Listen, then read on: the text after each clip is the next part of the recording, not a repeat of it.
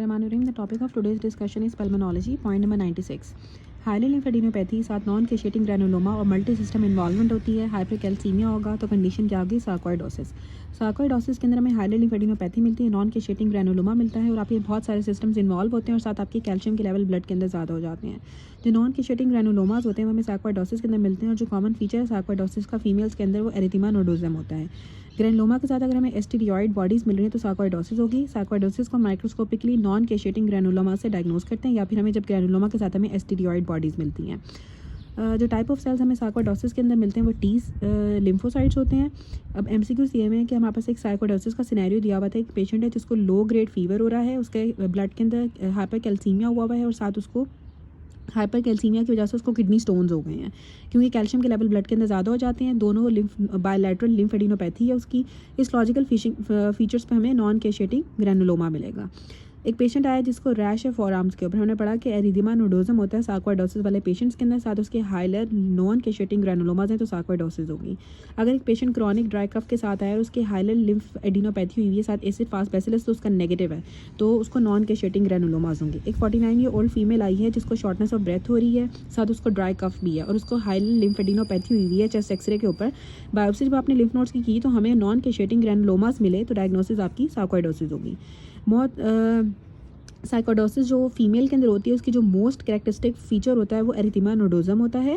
Females को जब non केशिएटिंग ग्रैनुलोमास हैं साथ उसको हाइलर लिम्फेडिनोपैथी है तो सार्कोइडोसिस होगी। और जो टाइप ऑफ सेल्स इन्वॉल्व होते हैं वो टी लिम्फोसाइट्स इन्वॉल्व होते हैं। जो टाइप ऑफ सेल्स सार्कोइडोसिस के अंदर इन्वॉल्व होते हैं टी लिम्फोसाइट्स इन्वॉल्व होते हैं। सार्कोइडोसिस को माइक्रोस्कोपिकली नॉन केशिएटिंग ग्रैनुलोमा से डायग्नोज करते हैं और शॉमेंस बॉडीज़ हमें नजर आती हैं सार्कोइडोसिस के अंदर। एस्टेरॉयड बॉडीज़ होती हैं, शॉमेंस बॉडीज़ होती हैं और साथ इसमें नॉन केशिएटिंग ग्रैनुलोमास होता है और एरिथीमा नोडोजम भी सार्कोइडोसिस वाले पेशेंट्स के अंदर होता है। इंटरस्टिशियल लंग डिजीज़ में अगर साथ नॉन केशिएटिंग ग्रैनुलोमा होगा तो इसको हम सार्कोइडोसिस कहते हैं और साथ अगर आपको हाइली लिम्फ नोड्स भी आपके लार्ज हैं तो सार्कोइडोसिस होगी। टीबी के अंदर हमेशा केशिएटिंग ग्रैनुलोमाज होते हैं, सार्कोइडोसिस में नॉन केशिएटिंग ग्रैनुलोमाज होते हैं। एक्टिनोमाइकोसिस के अंदर ग्रैनुलोमा होगा, साथ आपको येलो पिगमेंट मिलता है और ग्रैनुलोमा अगर एब्सिस के साथ हो रहा है तो भी एक्टिनोमाइकोसिस होगी। लेकिन अगर ग्रैनुलोमा के साथ सेपरेशन हो रही है तो नोकार्डिया फंगस होगा। गोन कॉम्प्लेक्स हमें टीबी में मिलता है। अगर एक पेशेंट आया है जिसकी आपने टूथ एक्सट्रैक्शन कराई है, माइक्रोस्कोपिक फीचर पे हमें एक्टिनोमाइसिस इन्फेक्शन मिल रही है तो उसको ग्रैनुलोमा विद एब्सिस होगी क्योंकि जो एक्टिनोमाइसिस इन्फेक्शन में ग्रैनुलोमा के साथ हमें एब्सिस मिलती है। एक पेशेंट है आपने उसकी टूथ एक्सट्रैक्शन कराई, उसके बाद उसको अगर एब्सिस डेवलप हो जाएगी तो हिस्टोलॉजिकल फीचर हमें एक्टिनोमाइकोसिस के अंदर में ग्रैनुलोमा के साथ एब्सिस मिलती है या ग्रैनुलोमा के साथ हमें येलो पिगमेंट मिलता है एक्टिनोमाइसिटीज़ के अंदर या एक्टिनोमाइकोसिस के अंदर। एक डायबिटिक पेशेंट था, उसकी एब्सिस ड्रेन हो रही है जॉ से, माइक्रोस्कोपिक के ऊपर हमें ग्रैनुलोमा विद एब्सिस मिलेगा। अगर तो हमारे पास एब्सिस की बात दी हुई होगी और साथ उसको ग्रैनुलोमा होगा तो ग्रैनुलोमा विद एब्सिस होगा एक्टिनोमाइकोसिस के अंदर। मोस्ट कॉमन कॉज जो ग्रैनुलोमा विद सेपरेशन होती है वो नोकार्डिया फंगस होती है। अब जो एपिथेलॉइड सेल्स होते हैं वो ट्यूबरकुलस ग्रैनुलोमा के अंदर होते हैं और वो मैक्रोफेजेस से आते हैं। जो मोस्ट कैरेक्टरिस्टिक फाइंडिंग होती है ग्रैनुलोमा की वो एपिथेलॉइड सेल्स होते हैं। जो प्राइमरी ग्रैनुलोमा का जो टीबी का जो ग्रैनुलोमा कॉम्प्लेक्स होता है उसमें ग्रैनुलोमा के साथ हमें सराउंडिंग लिम्फेटिक्स मिलते हैं और गॉन कॉम्प्लेक्स के अंदर भी ग्रैनुलोमा होता है और साथ उसके एसोसिएटेड लिम्फेटिक्स होते हैं। एक पेशेंट आया जिसके सर्वाइकल लिम्फ नोड्स एनलार्ज हुए हैं, सर्वाइकल लिम्फेडिनोपैथी हुई है। चेस्ट एक्सरे के ऊपर हमें बायलैटरल हाइलर लिम्फेडिनोपैथी मिल रही है और बायोप्सी के ऊपर अगर हमें केशिएटिंग एपिथेलॉइड ग्रैनुलोमेटस पैटर्न आएगा तो टीबी होगी। अगर तो केशिएटिंग एपिथेलॉइड ग्रैनुलोमेटस पैटर्न होगा तो टीबी होगी। केशिएटिंग ग्रैनुलोमाज होते हैं टीबी के अंदर और नॉन केशिएटिंग होते हैं सार्कोइडोसिस में। हमसे क्यों दिया हुआ है कि आपका 49 ईयर ओल्ड फीमेल है जिसको शॉर्टनेस ऑफ ब्रेथ हो रही है, साथ उसको ड्राई कफ भी है और उसको हाइली लिम्फेडिनोपैथी भी है और चेस्ट एक्सरे के ऊपर आपने कराया तो आपको हाइली लिम्फेडिनोपैथी नजर आई। जब आपने लिम्फ नोड्स की बायोप्सी कराई तो आपको नॉन केशिएटिंग ग्रैनुलोमा मिलेंगे। तो नॉन केशिएटिंग ग्रैनुलोमा सार्कोइडोसिस के अंदर होते हैं। सार्कोइडोसिस को हम टीबी से कैसे डिफरेंशिएट करते हैं कि इसके अंदर सार्कोइडोसिस में आपको सिमेट्रिकल बायलैटरल हाइलर लिम्फेडिनोपैथी होती है, ठीक है, दोनों तरफ एक जैसी आपको सिमेट्रिकल बायलैटरल हाइलर लिम्फेडिनोपैथी होती है। अगर एक पेशेंट है जिसको बुखार हुआ हुआ है 3 महीनों से, साथ कफ भी उसको है 3 मंथ से, सर्वाइकल लिम्फ नोड्स भी उसके large and non healing ulcer है उसकी टंग के ऊपर और हमें ग्रैनुलोमा विद रहा है, साथ उसमें केशियस नेक्रोसिस है और बायलैटरल हाइलर लिम्फेडिनोपैथी भी है तो उसको ट्यूबरक्लोसिस होगी।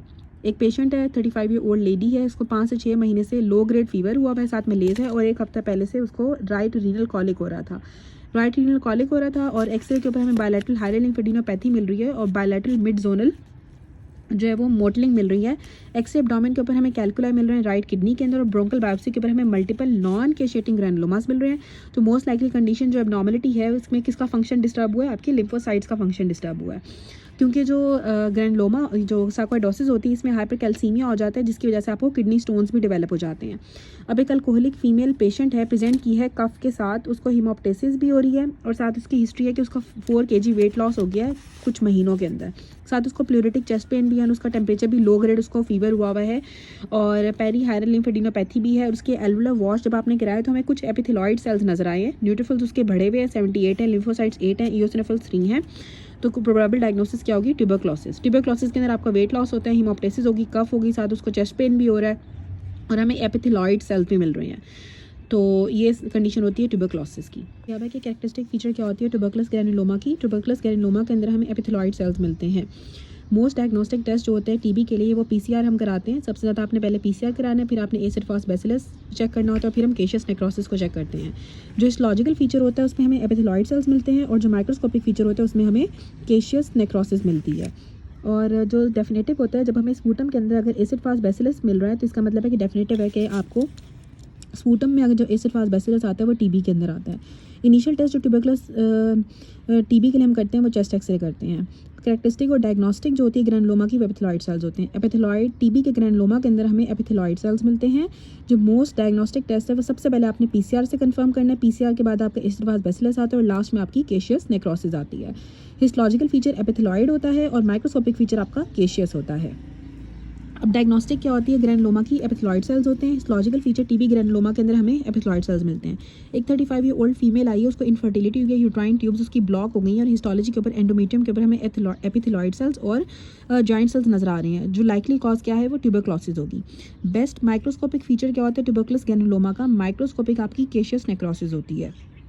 सिनेरियो दिया हुआ टीबी का, केशियस नेक्रोसिस आपको नजर आई है, डायग्नोस्टिक टेस्ट में हम पीसीआर कराते हैं।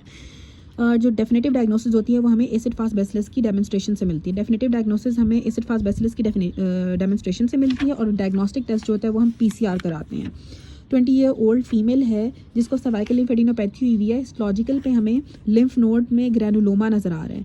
डेफिनेटिव डायग्नोसिस टीबी की हम कैसे करेंगे कि हम जब वो एसिड फास्ट बैसिलस को देखेंगे। डेफिनेटिव डायग्नोसिस के लिए एसिड फास्ट बैसिलस होता है और वैसे डायग्नोस्टिक टेस्ट जो होता है वो पीसीआर हम कराते हैं। एक ओल्ड पेशेंट है जिसका वेट लॉस हो रहा है, लंग्स में उसको हमें पैचेस नजर आ रहे हैं, हिमोप्टेसिस हो रही है, एपिथेलॉइड सेल्स नजर आ रहे हैं और जो इन्वेस्टिगेशन होगी हमने एसिड फास्ट बैसिलस कराना होगा। इंग्वानल लिम्फेडिनोपैथी है और साथ उसको जो है ना टीबी भी है और डेफिनेटिव इन्वेस्टिगेशन जो होती है वो एसिड फास्ट बैसिलस होता है और वैसे जो डायग्नोस्टिक टेस्ट होता है वो हमारे पास पीसीआर होता है। मोस्ट डायग्नोस्टिक टेस्ट आपका पीसीआर है, डेफिनेटिव आपका एसिड फास्ट बैसिलस है। एक बच्चा आया है अफगानिस्तान से, उसके डिस्चार्जिंग साइनस है लेटरल नेक के अंदर और नाइट स्वेट्स उसको हो रहे हैं, साथ उसको फीवर भी हो रहा है। कल्चर के ऊपर कोई ग्रोथ नहीं आई है, विच कन्फर्मेटरी टेस्ट हम करेंगे, बायोप्सी लेते हैं। अगर बायोप्सी नहीं है तो फिर आपने जेड स्टेनिंग करानी होती है। एसिड फास्ट बैसिलस आपका नॉन रेजिस्टेंट होता है और नॉन कैप्सुलेटेड होता है क्योंकि इसके अंदर सेल वॉल ग्लाइकोप्रोटीन होते हैं। सेल वॉल ग्लाइकोप्रोटीन हो जाने की वजह से वो नॉन कैप्सुलेटेड हो जाता है और नॉन रेजिस्टेंट हो जाता है। अब लिम्फोसाइटोसिस होती है टीबी के अंदर। अब यहाँ पे दिया हुआ है कि नेजल लीजन है, साथ हाइलर लिम्फ नोड्स आपके एनलार्ज हुए हैं। एसिड फास्ट बैसिलस पॉजिटिव है तो क्या होगा, आपका लेप्रोसी होगी। लेप्रोसी के अंदर भी आपका एसिड फास्ट बैसिलस पॉजिटिव होता है लेकिन आपको नोज के ऊपर लीजन होगा और लिम्फ नोड्स में एनलार्ज होंगे। अगर एक पेशेंट आ रहा है ओपीडी के अंदर, उसको कंप्लेन कर रहा है कि उसकी लीजन जो है ना वो नियर द ऑर्बिट ऑफ आई है और हिस्टोपैथोलॉजी के ऊपर हमें जाइंट लैंगहैंस सेल्स मिल रहे हैं, तो जो ऑर्गेनिज्म इन्वॉल्व होगा वो ट्यूबरकुलस लेप्राई होगा। इनिशियल टेस्ट जो माइक्रो ऑर्गेनिज्म ऑफ लेप्रोसी को डिटेक्ट करने के लिए हम यूज़ करते हैं वो नेजल स्क्रैपिंग्स को यूज़ करते हैं।